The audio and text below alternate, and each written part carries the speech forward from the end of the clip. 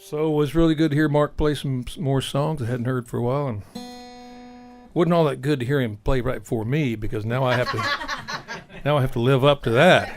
That's right. For example, sometimes Mark he quits singing and he even quits strumming, but he keeps playing. All those notes and those lead breaks and those riffs. Well, all that's going to go away now for a little while. But I got good news for you. On my second set, after I play a little set here and take a break, I've talked Mark into coming up and jamming with me here for the second set, and that'll be fun. So you got that to look forward to. Hey, Mike. Yes, ma'am. Would you do me a favor and the audience a favor and just give us like a snippet of your bio, because there's a whole lot of really cool books out there and CDs and stuff. Oh, yeah. Tell everybody kind of, not only are you a singer-songwriter and musician, but you're a published author. So what you want is some propaganda. All right. Inquiring minds want to know. Okay. Yes, I'm Mike Blakely. I live now in Fredericksburg, Texas, or near there. It's a nice place to live. And yes, I am a starving artist in two different fields. I'm a songwriter and a novelist. I have a journalism degree from the University of Texas, who lost a ball game today. It wasn't pretty. And so I shifted careers from being a journalist to writing novels, about 30 years ago. And I've written, I think, 18 books and working on number 19. So that's one career. The other career is the songwriting music career. I come by that honestly. My dad's a musician. When I was a kid, my dad played guitar, mandolin, especially fiddle, banjo, and the musical saw. Okay. If you've never heard the musical saw play Kumbaya in church, you have not lived. It is seriously spine-tingling. I can give you, I sure can. Didn't know how much you needed just yet. It's going to be quite a bit hotter here. Need more? I got more. Okay, a little more. No, you got it. That's good. That about right? Yes, sir. Okay, yeah, so I write books and I play music, and I get to make people happy in little rooms like this, and sometimes bigger rooms and bigger stages. But this, Mark and I were talking before we got up here, and this is the kind of stuff we love. If you're a songwriter and you have a listening audience that doesn't throw anything, not even a fit, nothing.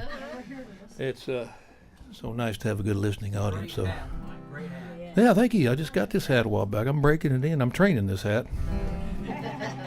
You actually can't buy a hat like this. You have to have it crossbred. So I know people who do that. Okay, well, years ago when I first started recording, I was writing these Western novels. That was my day job. So I thought I need to start recording some of these songs I'm writing, and it just seemed natural to kind of concentrate on the Cowboy songs or the Western songs, like it would dovetail with the Western books. So my first two CDs, my first two records were Cowboy songs, all original music I'd written. And I've always had at least one Cowboy song on every record I do, it seems like. And lately, a couple of years ago, people started saying, why don't you do another Cowboy album? I'm writing some more Western songs. And so I did that. And I want to play you the title cut off the new Western CD. It's about a year and a half old now. And this title cut won an award for Best Western Song of the Year, the Spur Award. And they gave me, myself and my co-writer, Damon Rogers, they gave us an award for Best Western Song of the Year. I thought I was going to have free hotel rooms for life. But it's not affiliated with the Best Western Hotels, so I was disappointed there. But other than that, so my friend Damon Rogers, who is a sure enough real full-time working cowboy, it's all he's ever done. His daddy was did the same thing, and he came up with this idea. He said, when you round up cattle out in big country, and I've been lucky enough to do this. I grew up in a ranching family, too. My folks are still ranching. And in big country, when you go out to round up cattle in these really big pastures. I've worked out on the O2 ranch quite a bit. The O2 is 275,000 acres. And some friends of mine leased a mere 82,000 acres of it, so it wasn't that much. But we'd go out and round up in these big pastures, and you send everybody out, each the riders out in a series of circles. And the idea is to find all the cattle hiding and kick them in towards the middle, and that's where you do the cattle, the working on them. And somebody's got to ride that outside circle, the longest way around. And usually that's the best rider with the best horse. So these younger cowboys aspire to be chosen to ride the outside circle. And that's what the song's about.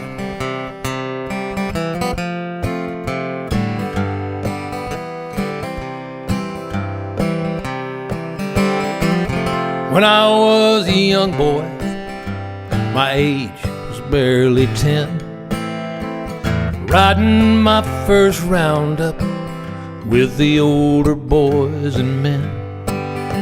The foreman sent our top hand where lesser men might fail, to ride the outside circle, the longest, roughest trail.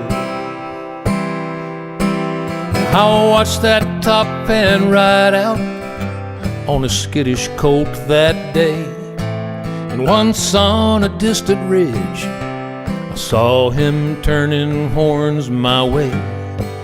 He penned the herd by evening, his pony soaked with sweat. I made myself a promise that I still remember yet. One day I'd ride the outside circle. I made a top hand, riding through the sage so purple, round the Ocotillo stand.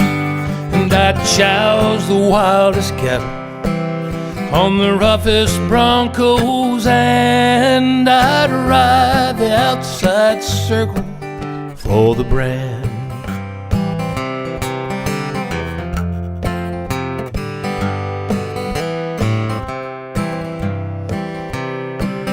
Well, I held my promise sacred, and I aimed to keep my word. I learned to throw a fast loop from the rankest in the herd. And it was 10 years later when I heard the roundup boss. He said, "You'll ride the outside circle, son. Go catch yourself a horse." And I rode the outside circle. I made a top band, riding through the sage so purple, around the Ocotillo stand. And I chouse the wildest cattle on the roughest broncos, and I rode the outside circle for the brand.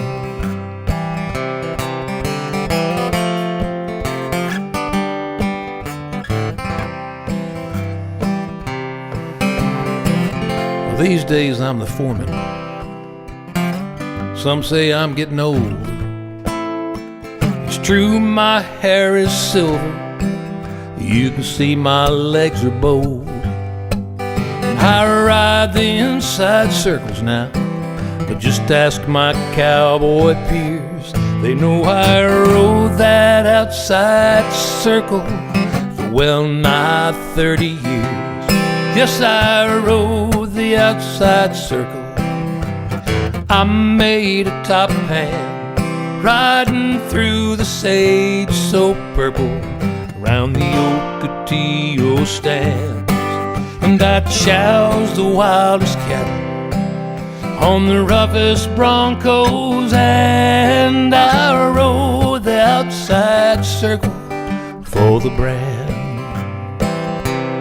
In my dreams I ride the ridges, in my stirrups I still stand, and I ride the outside circle for the brand. There it is. Thank you. It's the longest, roughest trail out there, it's what it is. I'm going to play a song now that I wrote. We're talking, Mark played some of his songs from years ago, back in the 1900s, like you said. And here's the earliest song that I wrote that I'm still playing today, so I guess maybe this is the first decent song I got away with. Leroy Parnell once said that everybody's got 500 bad songs in them, and the sooner you can get them out, the better. So maybe this was like 501 to me. This is called Mira las palomas, and which means look at the doves. The chorus is in Spanish, but until the last time, and I sing it in English, and most of it's in English, so you won't miss much here about what's going on. I've been reading a lot of J. Frank Dobie as a young man in my 20s. J. Frank Dobie, anybody ever read any J. Frank Dobie? He's a great Texas writer. He grew up in the 1920s or 30s, and he lived on a ranch in South Texas, and he could get on his horse when the roundups were over and just ride into Mexico for a couple of months and maybe round up some Mustangs and that sort of thing. But what he really liked to do was collect these old Mexican folk tales because he could speak Spanish fluently. Later on, he became a very famous professor at University of Texas, and he wrote a lot of great books about Texas history and folklore. And in one of those books I was reading, he was reciting some of these old Mexican folk tales, and sometimes in these old stories, people would change into animals, or animals would shapeshift into people and things like this. So I think I had that sort of thing on my mind when I wrote this song called Mira las palomas. Well, it was down in Mexico, where days are long and life is slow. In the streets of Nueva Laredo, I found a vaquero, weak and old. He asked if he could ride my horse down to the river, and I said of course. I led them out of town, I helped him down. He kneeled on the ground and prepared his soul. He made the cross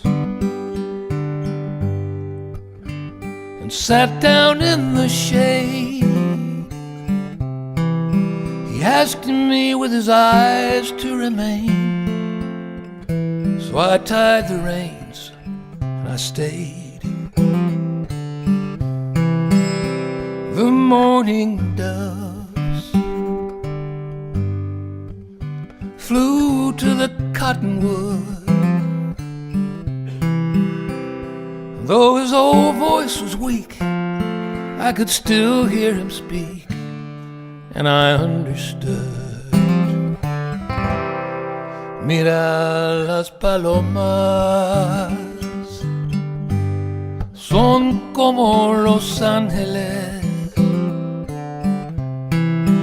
Cuando yo muero, yo quiero volar por el cielo con ellas, con las palomas, como los ángeles.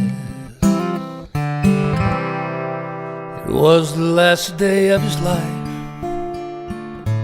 and he'd outlived his children and his wife. And even all his old compañeros, and no curandero could stay his death. Then the old man bowed his head, he closed his eyes and he was dead. But I remember every word he said with his dying breath. Mira las palomas, son como los ángeles. Cuando yo muero, yo quiero volar por el cielo con ellas. con las palomas, como los ángeles. The morning doves took to the sky of blue, and there was one more dove among them when they flew. Look at the morning doves, they are like the angels. And when I finally die, I hope I can fly with them high through the open sky. Fly with the morning doves,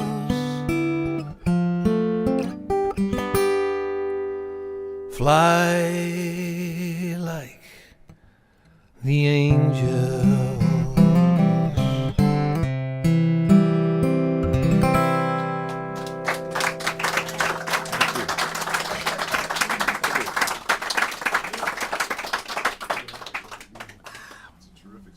Thank you very much. Appreciate that. Thanks a lot. Now I know why Greg Whitfield likes to play. All right, now more bittersweet cowboy music. How you getting by out on that mountain? So far away from town and friends and family and me. Guess I don't have to tell you, I've been counting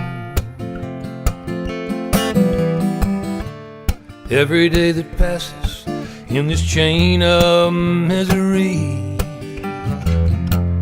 Why'd you go and marry you a cowboy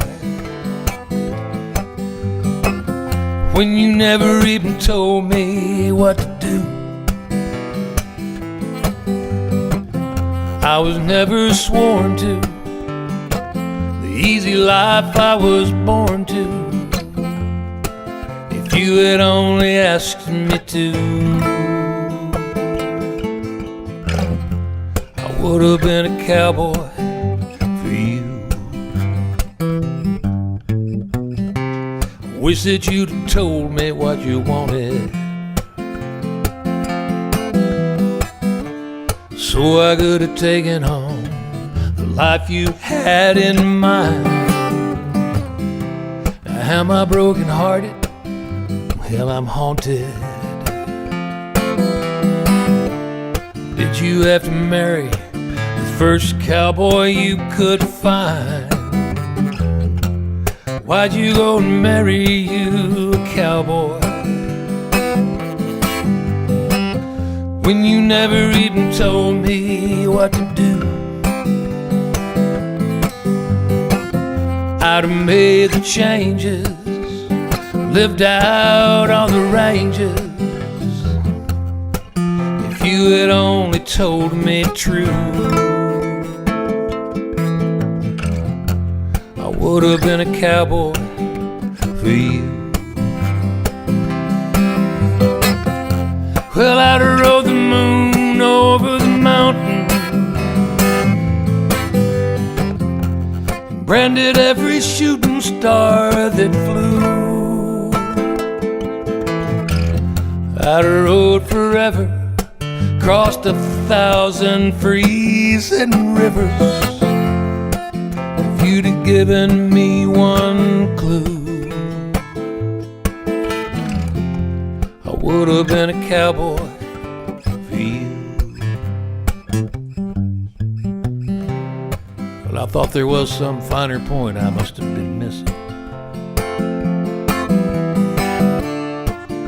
and so I took a job out on a ranch about 6 months ago. Tonight up on your mountain, if you'll listen, you'll hear me singing mournful from the prairies down below, singing, why'd you go to marry you a cowboy when you never even told me what to do. I'd have made the changes, died out on the ranges, but I never even knew. I should have been a cowboy for you,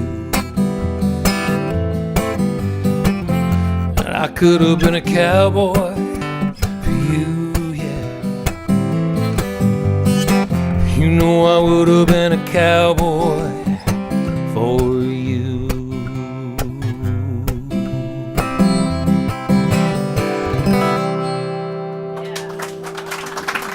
Thank you. It's the old shoulda, woulda, coulda. So sometimes the book writing career and the songwriting career can overlap a little bit. Then I might write a book about a character I invented in a song, or vice versa. So here's a song about one of my characters from one of my books. Her name is Amelia. She was the main female character in this book, called Shortgrass Song. And the story I gave her was she came from a rich family. This is back in the frontier days, you know. She came from a rich family back east and was accustomed to some luxuries and nice things like that. But she fell in love with this danged old rancher, you know, who was breaking out a ranch out on the front range of Colorado. She moved out with him. His name is Pete, and to break out that new ranch. And she had to give up a lot of her. Hey, if the boot fits, you know. And she had to give up a lot of her nice things from back east and lived on this ranch. So this song is her husband Pete singing to Amelia because he appreciates all the sacrifices she has made as I appreciate all the sacrifices my wife has made since she married me, I guarantee you that. It's called Slow Falling Rain.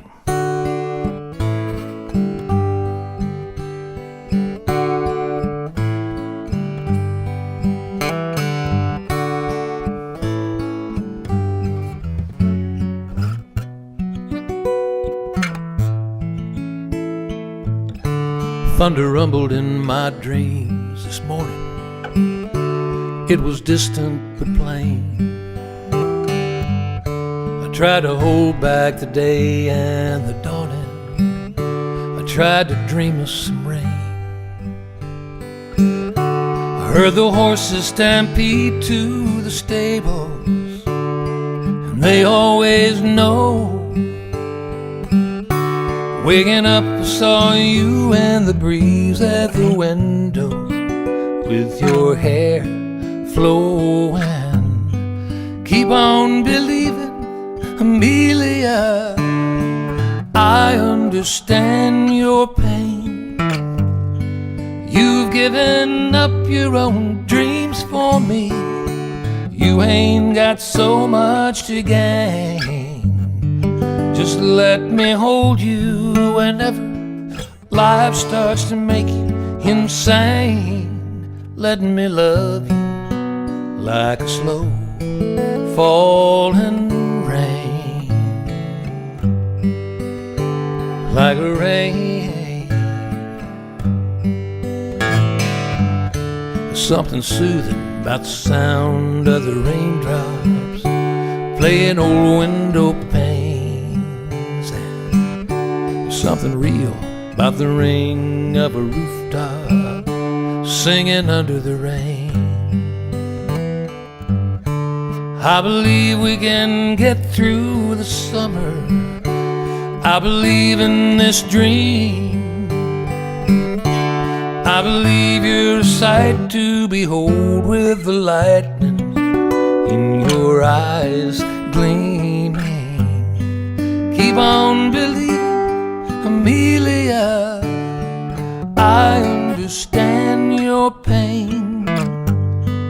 You've given up your own dreams for me. You ain't got so much to gain. Just let me hold you whenever life starts to make you insane. Let me love you like a slow falling rain. like a rain, oh, like the rain.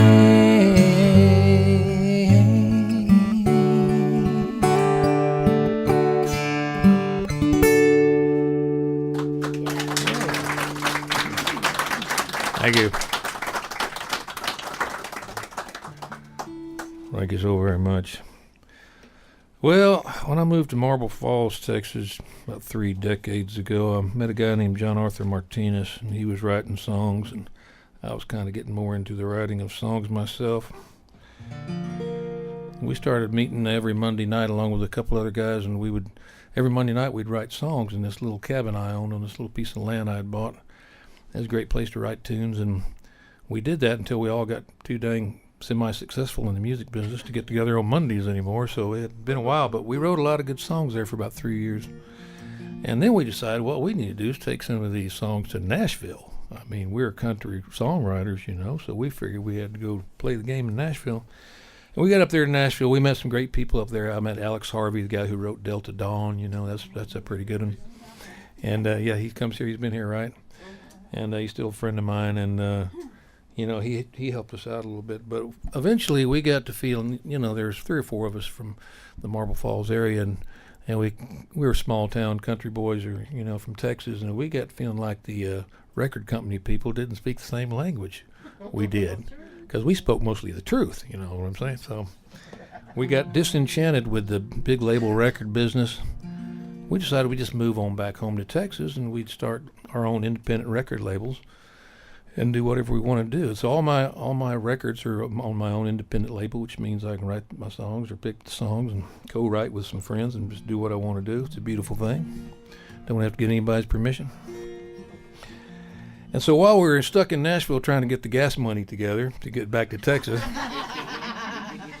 we wrote this song called "Making Good Time on the Road," because that's what we wanted to be doing, heading on back. So when I got home, I recorded this song. John Arthur Martinez was also playing the song live at all his shows. And one of his shows in one of the vineyards, just fast forward several years into 2007, and he was playing the song at a vineyard in the Fredericksburg area. And right after he finished this song, "Making Good Time on the Road," a gentleman rushed up to the stage and gave him a business card that said Colonel Jim Riley, astronaut, and it had the NASA seal on it. It turns out Jim Riley was a real astronaut. I think he'd been in outer space once already in the space shuttle. And in this particular year, 2007, he was the mission commander for the space shuttle, for the mission. And one of the jobs of the mission commander, apparently, is to choose a song to wake the astronauts up every morning instead of an alarm clock or something rude like that. Not, you know. You ever heard it like they would play Rocket Man by Elton John or something like that, you know? So they like songs that were appropriate to the occasion, and he wanted to use this song because it's a song about going home. He wanted to use it to wake the astronauts up on the very last day of the mission because they were fixing to go home. So they did that, and our music is now intergalactic.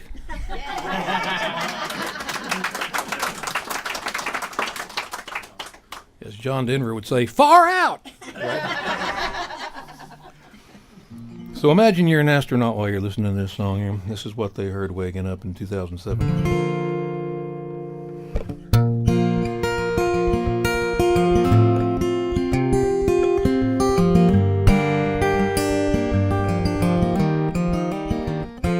Well, if I had it my way, I'd get off the highway, I'd pull up in the driveway and take you in my arms. But I got a job to do. I know you're working too, to make a better life for you and me. Making good time on the road, making good time coming home. I know you're waiting there, I've seen it in my mind. I'm coming on home and I'm making good time.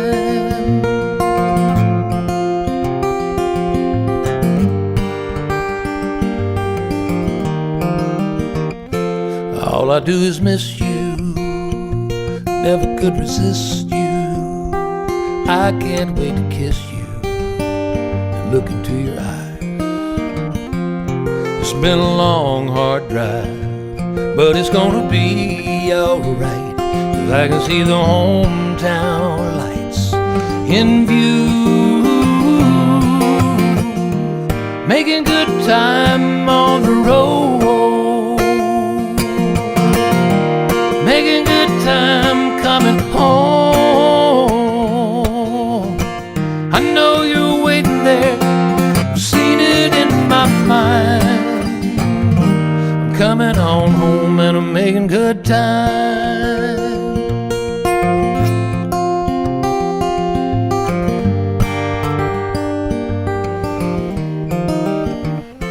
So if I had it my way, I'd get off the highway, pull up in the driveway, and take you in my arms.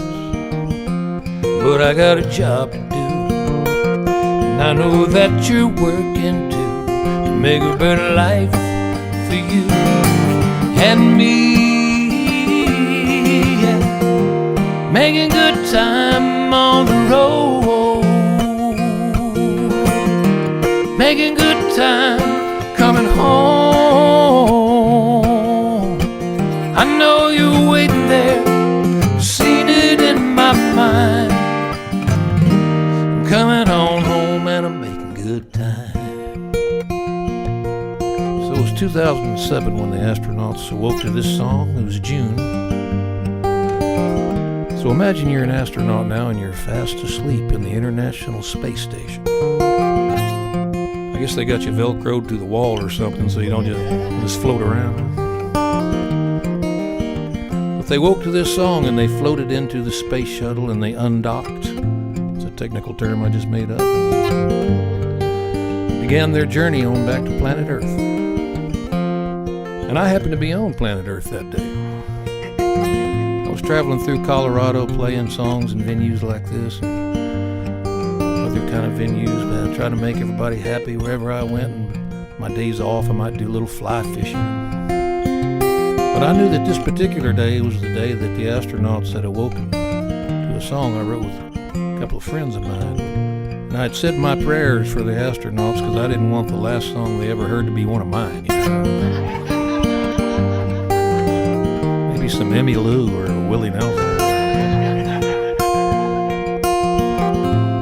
And I was trying to keep up with the progress of the space shuttle that day. I was listening to the AM radio and the FM radio in my truck. I pulled into a diner on the Front Range out there, and there was a TV set behind the counter. And as I was eating my coconut pie there, I saw the latest update on the space shuttle. It said there were thunderstorms over the landing strip in Florida, and they couldn't land in those thunderstorms, so they had to make 2 extra orbits around the planet. Thunderstorms finally blew away, though, and they got the green light to come on in. They started gliding. You know, first you had to hit the atmosphere. You know, that's one of the rougher parts of the journey. The friction of the atmosphere made the space shuttle shake around, get a little overheated. But they got through all that just fine and started gliding from the west to the east across this great nation of ours. They were literally gliding because the space shuttle didn't have a motor running when it came home and was built to be a big old glider. One of the astronauts I talked to described it as a brick with wings. But they made a perfect landing, got home safe and sound, and I was happy for those astronauts and for my songwriting buddies. We wrote that song for that day. For one day, that was the theme song for NASA. And that's a fact. But I want to put an end to the rumor. There's a rumor that this was also the theme song for that other astronaut. Y'all remember her? She went a little crazy in that astronaut love triangle. And she was going to leave Houston and kidnap and perhaps murder her rival in the love triangle. And she was going to get back to Houston so quickly they would never know that she had done it. And remember how she was going to do that? She was wearing her Depends diapers so she didn't have to make potty stops. I'm not making this up. This is part of American history. Well, this is not her theme song. But I'll tell you one thing. She was making good time on the highway. She was making good time with her duct tape and her pepper spray. I looked it up. She was making good time, didn't get away with it anyway. She did a little hard time and got a lot of therapy. I think she's better now. She's making good time here at the music room. We're all making good time, making good music and making new friends. Making good time, making it, y'all. We're making it now, making good time.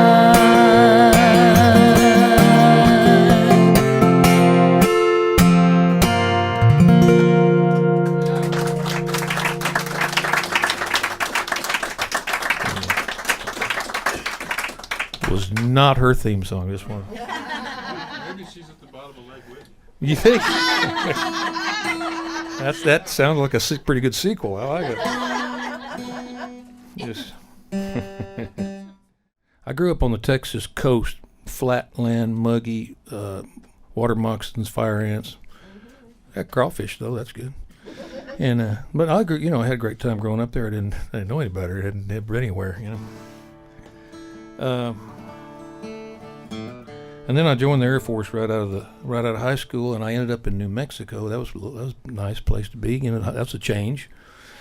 And I just fell in love with the Rocky Mountains, and then I headed up to Colorado one time to explore. And I was still kind of a Texas, rookie flatlander. And I drove up into some mountains on the Front Range there in Colorado, in the Sangre de Cristos, and that I really shouldn't have been driving around in my little two-wheel drive pickup truck. With a flat bed and the step side and the wooden bed, and it was really light in the back, and it tended to dance around in fishtail on these roads unless you got out and threw some boulders in it, to hold the back end down.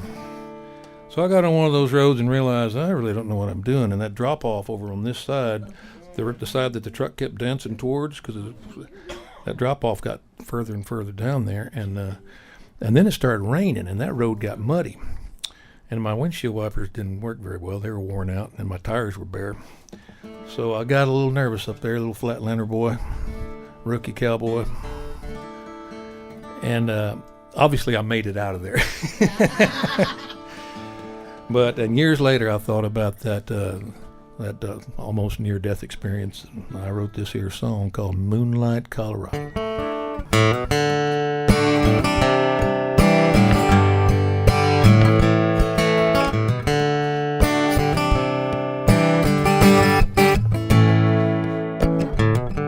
Colorado moon shining down on a muddy mountain road, and old Marty Robbins' tune fading on the radio. I got the wheel, I'm cussing my old treadbare tires. I've lost my way in life and on the road. Once there was a day, well, I knew where I was going. Once I knew the way, and it was easy to decide. Somewhere down the road, I took a turn that led me nowhere. Slid out of the driver's seat and just went along for the ride. So shine down on me, moonlight Colorado. Don't let me stray. Hey, shine down on the long night till tomorrow finds a new day. Moonlight, show me the way.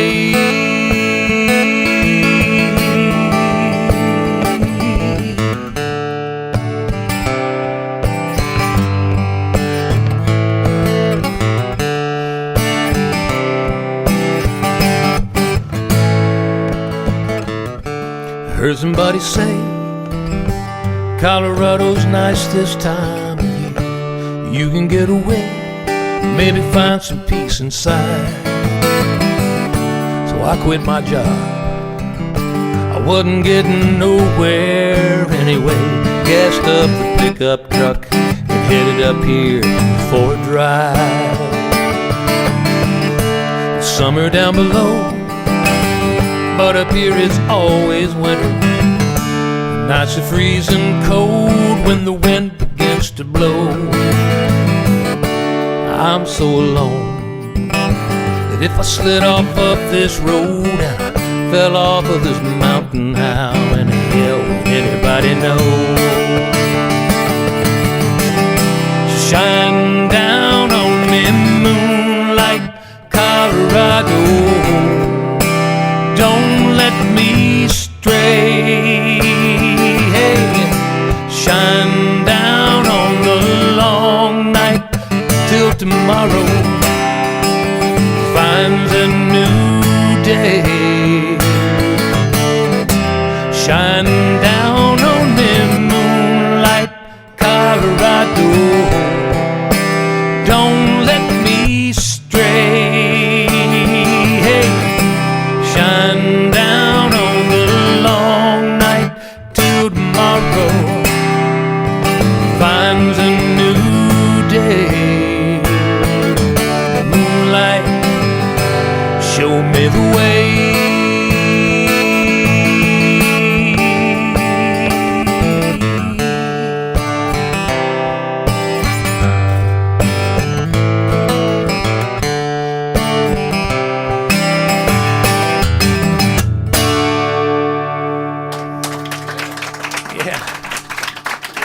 Thank you.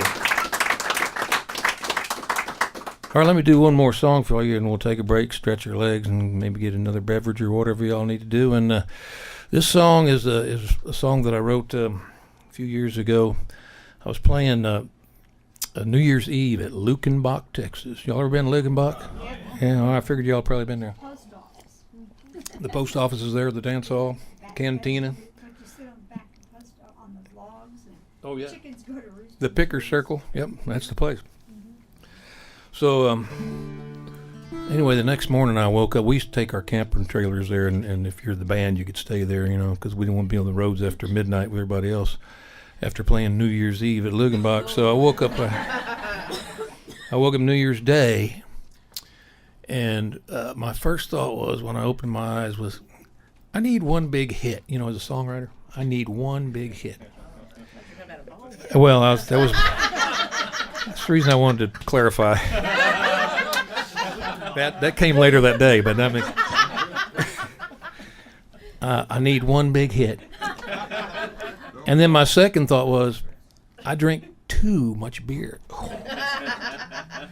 My third thought was, I play 3-chord country. So I had this thing with the numbers: one big hit, two close enough to number 2, 3, 3-4-chord country. And I got thinking, maybe I should try to write a verse as an exercise here or something. I might feel a little better. So I wrote this up to number 12, making it rhyme and trying to be clever with all these numbers and things. And I felt a little better, and I got some coffee, and I wrote a second verse, again, with 1 through 12, trying to be funny and make it entertaining. Then I got to thinking. Mark, I got to thinking. And it was hard to think that morning, but I got to thinking. If I write a third verse and can come up with a chorus of some kind, I might actually have a real song I could come sing for the folks in Waxahachie sometime. Exactly. So I basically wrote the song, finished it for y'all. Thank you so much.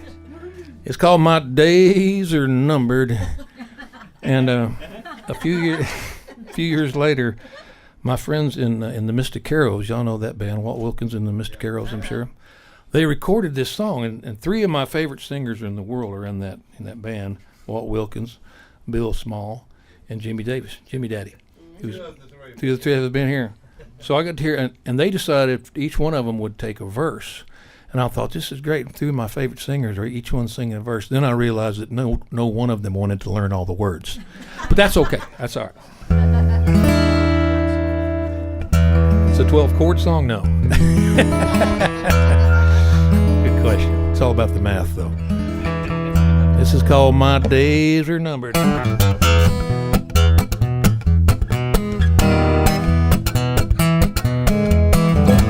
I need one big hit. I drink too much beer. I play 3-chord country, and I have 4 years. We got 5 musicians and a 6-piece band. At the 7-Eleven we just ate and ran. Now we're 9 gigs into 10 one-night stands. Got 1,100 springs in a 12-ounce can, and my days are numbered. Yeah, my days are numbered. I stay unencumbered. I don't get much slumber. Everything is numbered. You know my days are numbered, y'all, and I got to keep on moving till I'm gone. I sleep till 1 on Monday, I play Tuesday night. Then a 3-day road trip takes me for a ride. I got a 5 o'clock shadow and a 6-pack buzz, and the 7th one was colder than that 8th one was. We played a 9 o'clock dance in a tin-roof hall. At 11 we were rocking. After 12, last call. Oh, my days are numbered, yeah, my days are numbered. I stay unencumbered. I don't get much slumber. Everything is numbered. Well, all our days are numbered, y'all. We got to keep on moving till we're gone. I just want 1 fried egg and 2 flapjacks with syrup on a 3-week tour through 4 countries in Europe. We know 5 new ways to order 6 beers, please. For the 7th straight day, I have 8 Swiss cheese. Found out 9 means no. For the 10th time, damn, I'm 11 beers closer to a 12-step program. All my days are numbered, yes, my days are numbered. I stay unencumbered. I don't get much slumber. Everything is numbered. Well, all our days are numbered, y'all. We got to keep on moving till we're gone. Oh, my days are numbered. You know my days are numbered, and I got to keep on moving till I'm gone. Yeah, I do.